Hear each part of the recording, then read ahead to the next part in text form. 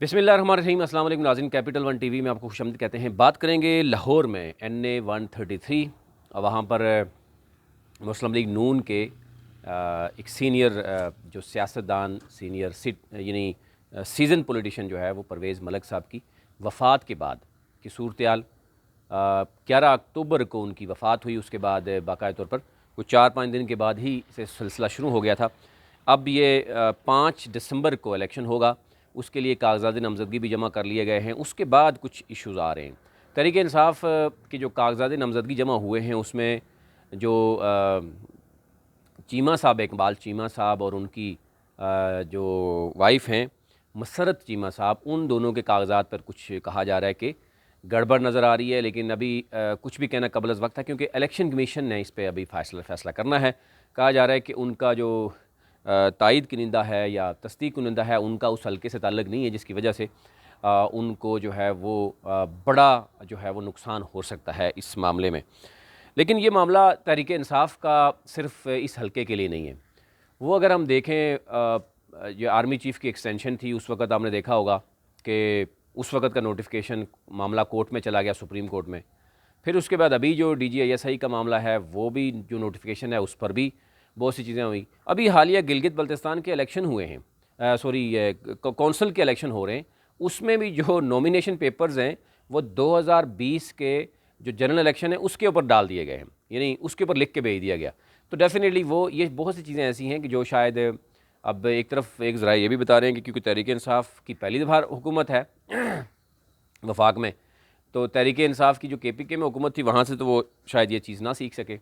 लेकिन अभी तक ये मामला नज़र आ रहा है। अब अगर 133 से भी PTI को ये बड़ा धचका लगता है तो ज़ाहिर है फिर किस तरीके से क्या मामला होगा, अभी कुछ भी कहना कबल वक्त होगा। मंडे को यानी सोमवार को इस मामले का इल्म होगा कि क्या होगा। अगर वज़ीर-ए-आज़म के मामले खुसूसी थे इकबाल चीमा साहब, अगर वो नहीं यानी लड़ सकते इलेक्शन, तो क्या उनकी वाइफ मसरत चीमा वो लड़ेंगी या वो भी नहीं लड़ सकेंगी? तो फिर क्या सूरत हाल होगी? कोई आज़ाद उम्मीदवार को मैदान में उतारा जाएगा या मुस्लिम लीग नून को ये एक यहाँ पर फेवर मिल जाएगी? क्योंकि दूसरी तरफ हम देख रहे हैं कि शाइस्ता परवेज़ मलिक जो कि वाइफ़ हैं परवेज़ मलिक की, और वो खुसूसी नशिस्त पर वो मौजूद भी थी।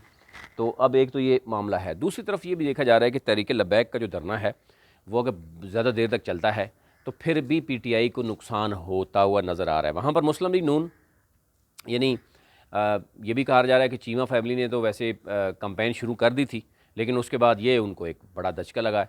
और नून लीग जो है क्योंकि उसका गढ़ है, और तमाम कहा जा रहा है 1-2 एरियाज़ में उनको मुश्किलात ज़रूर हैं, जहाँ पर नून लीग के कुछ नाराज़ लोग हैं, उनको मनाने की कोशिश की जा रही है।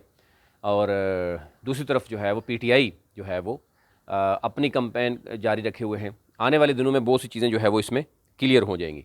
और ये मामला जो है नून लीग की लीगल टीम ये समझती है कि PTI इलेक्शन नहीं लड़ सकेगी।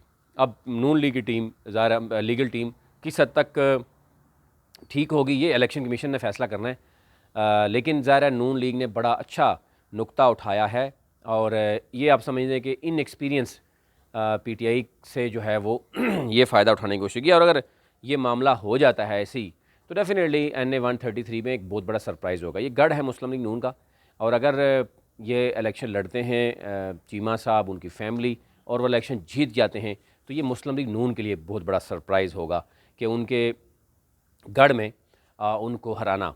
आपको याद होगा शाहिदा खान अब्बासी साहब जो कि साबिक़ वज़ीर-ए-आज़म हैं, वो अपने हल्के NA-57 से हारे, फिर NA-53 से यानी इस्लामाबाद से भी हारे, लेकिन उसके बाद उनको लाहौर से 124 से जितवाया गया। और ये कहा गया कि क्योंकि वो मुस्लिम लीग नून का गढ़ है, वहाँ जिस भी को भी खड़ा कर दिया जाए वो इलेक्शन जीतता है। और NA-133 का भी मामला ऐसे ही नज़र आता है। आपको हर इलेक्शन में मुख्तलिफ़ तरह के लोग नज़र आएंगे, मुस्लिम लीग नून के भी। अभी भी टिकट की दौड़ में बहुत से लोग थे, और लेकिन फिर भी फ़ैसला ये किया गया कि जब अगर उनमें से किसी एक को भी दिया जाएगा तो पार्टी जो है वो मज़ीद जो है वो उसमें दरार आ सकती है, इसलिए शाइस्ता परवेज़ मलिक साहिबा को ही दिया गया। लेकिन अब कुछ उस पर भी बात हो रही है कि ये मरूसी सियासत है उनके, और वो तो पहले ही MNA हैं, फिर उनको मखसूस नशिस्त पर हैं, तो किसी और पार्टी के जो है वो कारकुन को यहाँ पर जो है वो उतारा जाता तजर्बा भी हो जाता, लेकिन ज़ाहिर है ये फ़ैसला नहीं हो सका। तो ये ओवरऑल सूरत हाल है। वोट बैंक आपको पहले मैं बता चुका हूँ, तकरीबन 4.25 लाख के करीब शायद वोट बैंक है, या 3.25 लाख है, मैं दोबारा से हम चेक कर लेंगे। तो ये ओवरऑल सूरत हाल है। टर्न आउट कहा जा रहा है कि क्योंकि ज़िमनी इलेक्शन में उस तरीके से नहीं होता, लेकिन अगर तहरीक लबैक ने पहले भी डिफरेंस जो दिया था 13,000 का, और 12,000 में ही शायद PTI जो है वो हारी थी। अब की बार देखना होगा कि क्या सूरत हाल होगी। तो अभी तक लिए इतना ही, ये चीज़ें ओवरऑल थी जो इस पे अपडेट चाह रहे थे हमारे बहुत से लोग, इस बार 133 पे बात कर रहे थे, उनके लिए है। और कोशिश होगी कि हमारी 1-2 दिन में, कल हो सकता है हमारा कोई भी नुमाइंदा जो है वो 133 हल्के से आपको आवाम की राय बताए कि वहाँ पर सूरत हाल क्या है।